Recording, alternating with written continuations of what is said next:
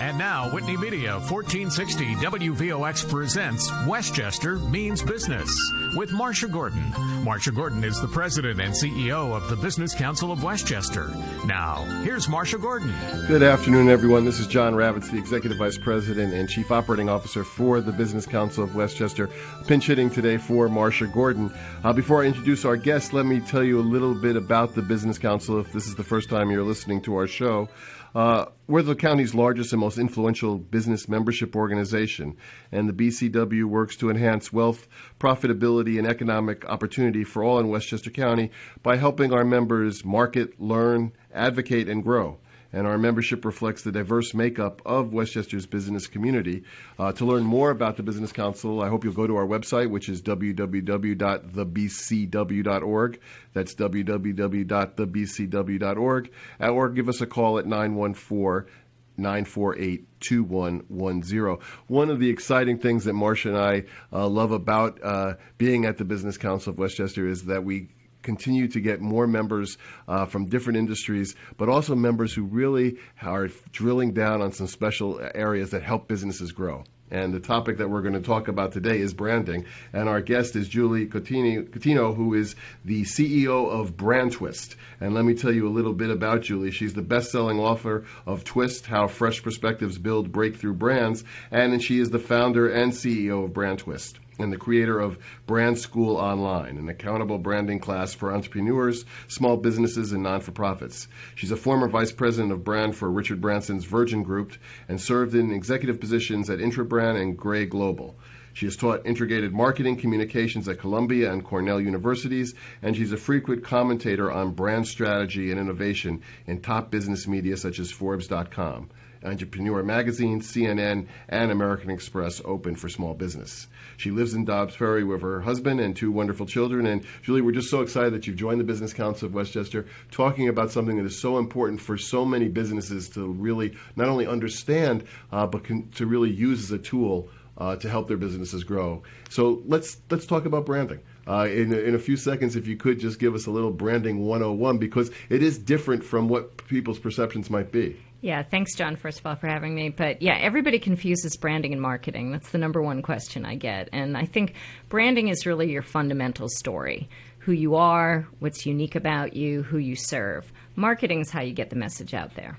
So for a branding, it's almost when some people say, well, I'm rehearsing my elevator speech so that when I go in to meet with a prospective client, I'm telling them who I am, what I do, and why I should be working with you. Exactly, and I think most people have a 20-floor elevator speech when they really need a 2-floor one. And for a lot of small business owners in particular, that, introduce yourself causes sheer terror because they don't know what to say. And often what they talk about is what they offer, what they do, and they really need to go beyond that. They need to talk about how they make people feel and what their twist is. So let's take a step back for a second, because obviously throughout your career, and we saw in your bio, branding has been something that you've not only been studying, but also now are teaching and helping small businesses and and larger businesses develop.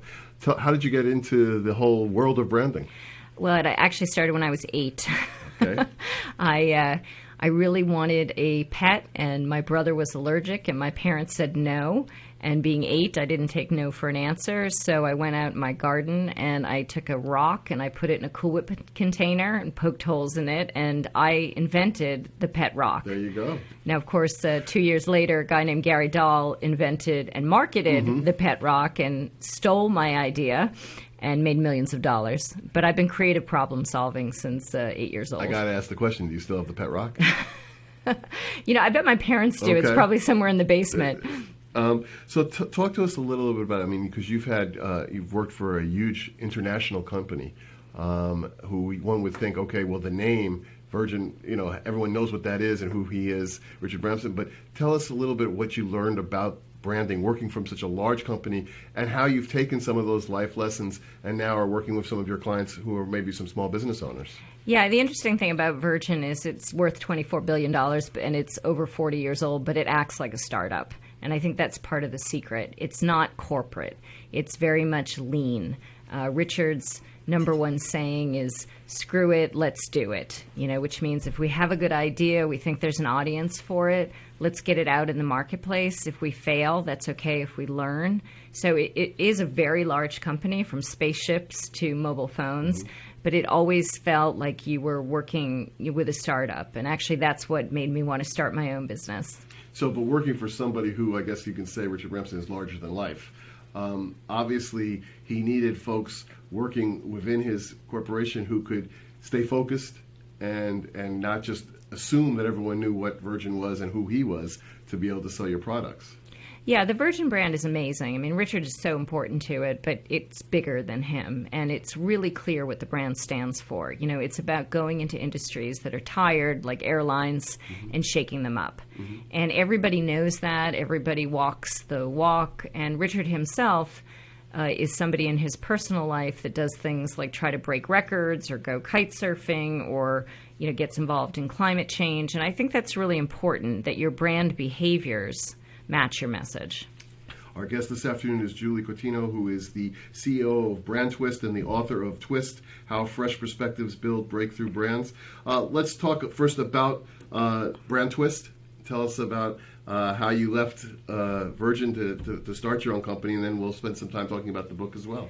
Yeah, I think I took that screw it, let's do it to heart. And I came home and said to my husband, I'm going to leave my wonderful corporate job and start my own business. And he said, I don't think that's what that means. But I've never looked back. It's been 5 years. And I really saw a gap in the marketplace. I saw lots of big branding firms, some of which I've worked for in the past, that do a great job of helping big companies. And then the individual entrepreneur could get information online, but there was nobody really in between, nobody really helping the small business owner with not just advice, but really actionable advice. And that's why I started Brand School Online. And so tell us some about the activities on Brand School Online, too. Yeah, it's a great program. Because it's online, we have people from all over the world. And since you're a busy entrepreneur, you don't have to go anywhere. It's a 10-week program, and we teach people to take their brand and make it stronger, make their story crisper, get a better idea of their ideal target, have a brand promise that really stands out, and most importantly, to find their twist. And I guess one of the things that probably is a challenge for you, and tell me if I'm off base on this. Obviously, if you're working with an entrepreneur or a small business who's come up with a concept, it's been their passion. Have hopefully raised dollars so that they can actually operate what they do. But then they have to sit down with somebody who really says, you know what, you've done all the right things except your brand is off, or you don't have a brand that's really going to distinguish you. That must be hard for some people to hear. And how do you, as the person on the other side of that conversation, have to chip through that so that people can understand that you're not telling them to burn everything down, you're just saying we need to make sure that you're getting the best out of what your business is and doing the right things to get people to know what they do? Yeah, I mean, the way I approach it is I really believe that your brand is a business asset. So it's not my creative judgment. It's me wanting to allow you to attract more customers, get them to pay more for your goods and services, make your social media and your marketing work harder. And once we put it in those terms, get better word of mouth, it's going to grow your business. Then no small business person, even if they've got some ego involved, is usually going to argue with that. Then they're open to the message. But what are some of the challenges that you've seen working with businesses of all sizes? The biggest challenge is what I call brand blinders, which is we spend so much time in a given category. It could be financial services, healthcare, wellness, whatever it is, that we're looking to be legitimate. We're looking to make sure that we're taken seriously. So we tend to sound like everybody else. We use the same images as everybody else. We're living night and day in our category. And the result of that is that we look and sound like everybody else. So if you took your website and hid the logo and looked at the websites of your three competitors, chances are you're not going to be able to tell one from the other. So it's really trying to get somebody who probably thinks that they're doing something original, but really now turning it around so that other people can see that this is a service that they might never have thought existed. Yeah, and I really don't get a lot of resistance because if people are open to Brand School or reading the book, they have a feeling, they have a sixth sense that their brand could be working harder. And that's where the twist comes in. And the twist was actually another true story where I was working for Interbrand and I was flying out of Newark and I saw this airplane in the airport with golden arches on the tail fin. And I thought, I was having a very mundane experience. I hate traveling for business. I couldn't even remember what airline I was about to get on because they all look and sound the same. And then all of a sudden I saw these golden arches on the tail fin, and I thought, well, that's different. That's going to be friendlier. It's going to have brighter colors. Maybe I could buy a regular seat and supersize it, right? And it actually turned out to be a mirage. It was just the reflection of the food court on the window. Oh my gosh. And there was an airplane parked right behind it, and so it looked like a McDonald's airplane, but it wasn't. And that was in 2001, and I've been twisting ever since. And so, and I assume that a brand that works today has to always be evolving because of circumstances and life changes, and so that it's not just saying, okay, I've got my brand, I can move on to other things. It's always paying attention to that as well. Exactly. Branding is never done. It's never finished because the markets are changing, technology is changing. I mean, the social media has made everybody have bigger marketing budgets now. And the fact that you can set up a website in a matter of minutes, with a lot of these templates, means that the barriers to entering any market have gone way down. So competition's really at an all-time high. This is John Ravitz. I'm the Executive Vice President and Chief Operating Officer for the Business Council of Westchester, and our guest this afternoon is a BCW member, Julie Cottineau, who is the President and CEO of Brand Twist and the author of Twist, How Fresh Perspectives Build Breakthrough Brands. If people wanted to learn more about your company, could you give them their email address so that they can go to your website? Sure. You can go to brandtwist.com. If you want to find out more about the school, it's brandschoolonline.com. And the book is at thetwistbook.com. So all roads, if you Google Brand Twist, you'll get to us. And I was sharing with Julie that Sarah James, who's our Vice President of Membership, was at one of the larger health clubs in Westchester County working out, and she turned and looked across the room to somebody who was on one of the machines, and she was reading Twist. Yeah, so, that's exciting. Your book is getting great coverage, and obviously for small businesses who really feel the challenge of trying to stay ahead of the curve, the whole issue of branding is important. And let's spend a minute on, because you mentioned social media. I mean, social media probably has transformed so many aspects of any type of business because of the fact that it's 24/7, and it's also changing. So when you talk about Twist in branding, how has that adapted through social media? Yeah, well, I think a big part of it is you have to be very visual. So, you're sitting here now. I'm wearing my Twist color, which is purple. Sarah probably saw the book across the room because the cover's got a lot of, purple and pink on it. And I think you need to think in terms of word of eye on social media, not just word of mouth. So you need to have images that represent your brand that you can put on Facebook or Pinterest or Instagram that people are going to share, especially if you're targeting younger consumers. People don't tend to write long reviews anymore. They're going to take a snapshot of their favorite yogurt or their favorite vacation spot and share it that way. But help me with this, because you just used the word snapshot, and when I see, when I'm online or when I see my kids online, I mean, they are constantly going like this, and so it's not like they're sticking with a page for more than a few seconds. So how do you work with your clients in terms of getting a brand that if somebody clicks it once, they say, oh, wait a second, let me go back, or something like you said with the image that you saw on the airplane, it stuck with you?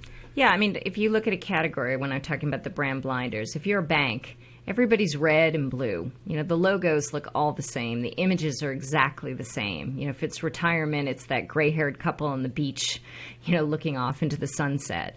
So I would twist away from what everybody else is doing. And if you think of a bank like ING, they've got that bright orange color. They have the bright orange ball. They're going to, you're going to see that ad for a second in your Facebook feed, and you're going to remember it. And so is it the repetition of being able to get people to, if they don't see it the first time, the second and the third time, that they finally might say, wait a second, that's something I really want to learn more about? Part of it is repetition. I mean, I think as entrepreneurs, as small business people, we get bored of our own messages way before they've sunk in, so you have to keep repeating it. Part of it is also just having a message that really connects. And, at Brand School, we talk about this as top of the pyramid branding, not the bottom of the pyramid, which is what you sell. It's like if you're looking at sneakers, it would be talking about soles and sizes and materials. Nike goes right to the top of the pyramid, and they talk about achievement, just do it, who you can be. And so what we do in Brand School is we look at brands, big brands, small brands that we admire that are outside of our category, and we twist those lessons. Well, I mean, you mentioned Nike, and I can now see some of the commercials in Dick's Sporting Goods. I mean, some of these, they do tell a story. And if you turned on the TV and saw one of these commercials before you saw who it was for, you might not assume it's for a sporting goods store or for a sneaker company, because they're telling a life story of, usually it's of an athlete who's had to rise above it and raise their level of performance under great odds. Yeah, and that draws you in. Mm-hmm. And I think as small business owners, the number one tool that we have is our story, and making it authentic and making it personal. Because if somebody's already decided to do business with a smaller business, they're already saying to you, I'm open to that personal connection. I'm not just about the best prices or the widest selection. I want to know that I'm buying from a real human being. So tell them who you are. Expose your personal twist. Our guest this afternoon is Julie Cottineau, who is the CEO of Brand Twist and the creator of Brand School Online and the author of Twist, How Fresh Perspectives Build Breakthrough Brands. This is John Ravitz, the Executive Vice President and Chief Operating Officer for the Business Council of Westchester. I hope you'll learn more about the Business Council by going onto our website, which is www.thebcw.org. Learn more about the programs that we have at the Business Council for members, and learn more about our members, like Julie, and the services that she provides. Yeah, and I just want to say, if your members are interested in finding out how healthy their brand is, go on brandschoolonline.com and apply for a brand health check. This is a free evaluation. It's us looking at we'll look at your brand, we'll talk to you for 45 minutes, and we'll tell you how you could twist, how you can make the brand stronger. So if someone went on the Brand School Online, I mean, as you said, it's online, you don't have to travel, you can do it, but is it a lesson by lesson plan? We didn't talk about the duration of. Yeah, it's 10 weeks, okay. And it's 8 lessons over 10 weeks, mm-hmm. and you have to apply for the program. Mm-hmm. So you have to fill out an application.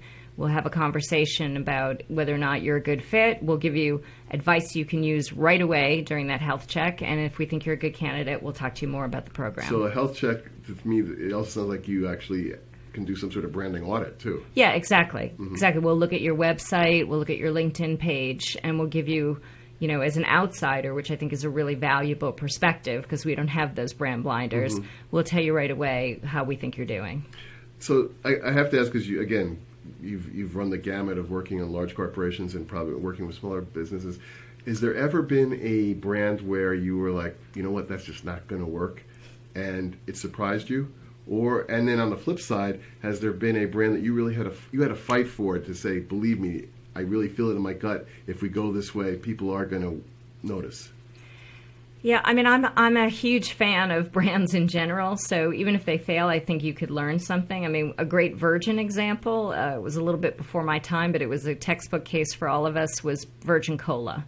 So on paper, that looked like a great idea because it was going up against Coke and Pepsi, mm-hmm. It was shaking things up. But it turned out not to be a great business idea because it didn't have what makes Virgin successful, which is really an experience. It was really just kind of popping up the can of soda, taking a drink, maybe burping, maybe not, but that was sort of over. Mm-hmm. And so we learned at Virgin that it couldn't just be products, it had to be larger experiences. And again, it's always evolving. It's always evolving, right. Yeah. Let's go back to the book for a second because obviously it's an undertaking to write a book. And so tell us why you decided after being in the business for so long that it was important to write a book and what your hopes are that the book will be able to do. Yeah, I wanted to reach more people, and the book seemed like a great vehicle to do that because, Brand School, we only take 12 students at a time. Not everybody's ready for a 10-week commitment. So it was just a way to reach people all over the world, actually, with our core messages. And it's a great introduction to branding. I think it's great for graduates that are looking for their own personal twist, to people who have been in business for years and years and maybe have fallen out of love with their brand. Mm-hmm. And what were some of the challenges that you found writing the book? Editing is the hardest thing I've ever done. I mean, I'm a bit of a perfectionist, so getting the first draft out was pretty easy because I live and breathe it. I have all the content. I have the passion for it. But then actually the process of sort of finalizing and getting it ready for production, I found really, really painful. Yeah, but it's a great accomplishment to be able to sit there and say that you did it, and now hopefully sharing that with others. Our guest this afternoon is Julie Cottineau, who is the CEO of Brand Twist and the creator of the Brand School Online and the author of Twist: How Fresh Perspectives Build Breakthrough Brands. You're in Westchester now, which we think is great, and Westchester is home, but you're also now beginning to work with businesses, hopefully in Westchester County. Tell us how that's going. It's amazing, actually. I have to say the first part of my career was so New York focused in the city. I actually lived in France for 3 years, which is why I have this hard to pronounce last name. So hopefully I'm not butchering. Yeah, no, you're doing great. Okay. But I worked for Grey Paris, and I married a Frenchman and brought him back. But then when I started my own business about 5 years ago, all of a sudden I saw there was actually a really vibrant business community in Westchester. And every day I'm meeting people with great ideas, small businesses, established businesses. I love it. If I never have to get on Metro North again, I'll be happy. I mean, I think there's just so much right under our nose. Well, and hopefully as you continue to work with us at the Business Council of Westchester, again, one of the exciting things that we always talk about in the office is that we're able to involve so many different industries that in some cases people wouldn't think actually called Westchester home. Biotech, hospitality, a lot of the professional service firms, and our smaller businesses and non-for-profits that play such a pivotal role. So. Yeah, I've worked for everything so far from non-for-profits, real estate, to dog neutering, and they were all based in Westchester, so it's been really fun. It is a vibrant place, and we like to say, in a way, it's the branding that we've worked with the county's Office of Economic Development about 4.5 years ago. They came up with the slogan, the intellectual capital of the world. And the hope was that people would understand, and businesses would understand, that Westchester County is close to New York City. It's only 25, 45 minutes away. But we have so many things in Westchester County and people who live in Westchester County and work in Westchester County that do make it us that intellectual capital, which is so exciting. I love that brand promise. Well, you have my approval. Okay, good. And we didn't go to Brand School Online, which is good. But one of the challenges I think that we still always have to face is when people want to have businesses to locate here or expand here, it's constantly giving them the pitch on why Westchester. I love that you said that, because one of the powers of brand that I talk about in the book is that your brand walks into the room before you and it stays after you've left.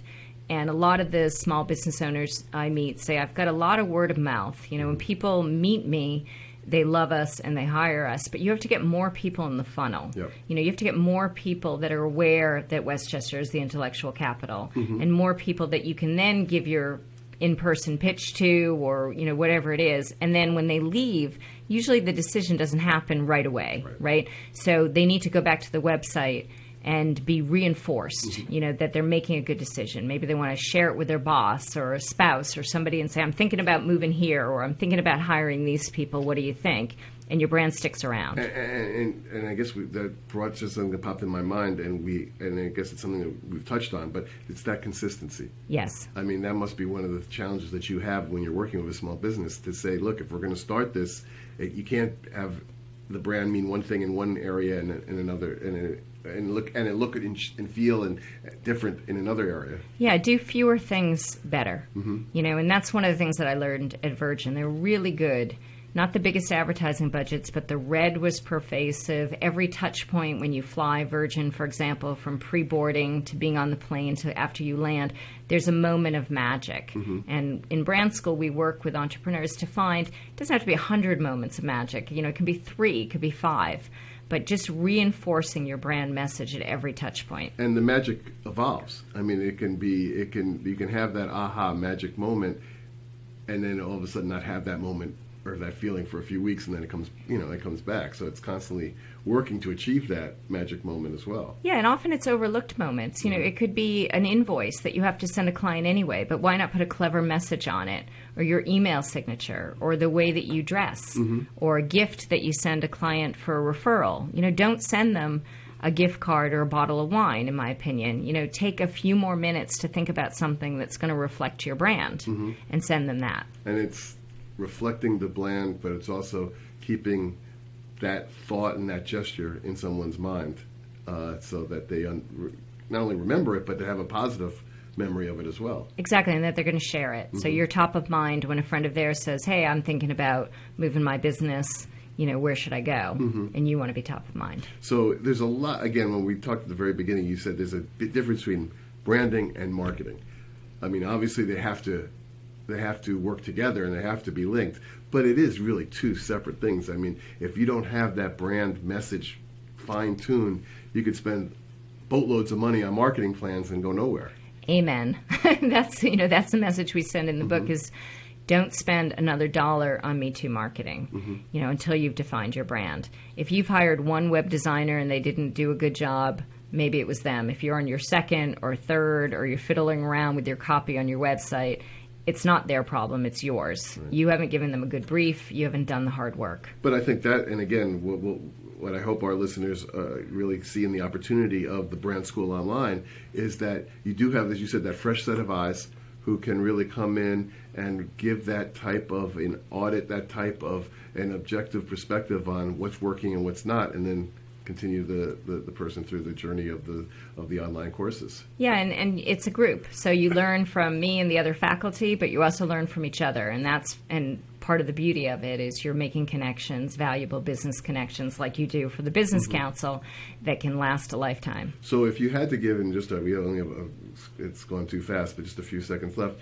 If you had to give one, again, ongoing message that you would give, whether you were sitting next to Richard, across the table from Richard Bramson, or from a CEO of a non-for-profit or a small business, what would that be? Find your twist.